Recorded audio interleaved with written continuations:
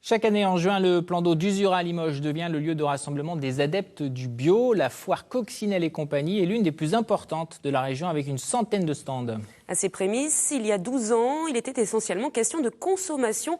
Aujourd'hui, on parle production et les militants sont inquiets, comme l'ont constaté Denis Thibaudeau et Frédéric Borde. C'est une des foires bio les plus prisées de la région. Ici, on teste, on échange, on s'informe des qualités nutritives de tel ou tel produit. On milite aussi avec ce débat organisé contre les pesticides.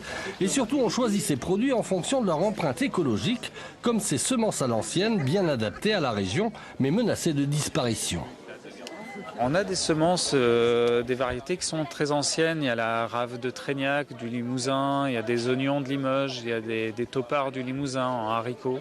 Il y a beaucoup de semences qui existent là depuis des lustres et qui vont disparaître si on est obligé de les acheter dans un catalogue où elles n'existent pas. Aujourd'hui, on n'a plus le droit de ressemer ses propres semences. Donc c'est quelque chose qu'on retire, un droit qu'on a eu depuis des générations et que là, les semenciers bloquent. Certains jeunes franchissent le pas malgré tout, eux aussi par esprit militant. Dans certaines fermes, il y avait des semences.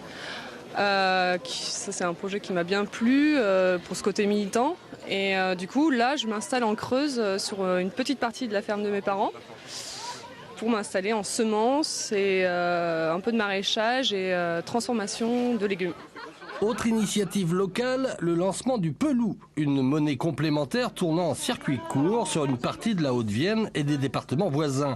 Les billets sont déjà imprimés et les premiers échanges se réalisent sur la foire. Il y a toutes sortes de personnes qui sont intéressées. Il y a un peu de curiosité parce qu'effectivement les médias en ont parlé suffisamment. Donc en venant découvrir sur cette foire, ils en profitent un petit peu, ils se renseignent.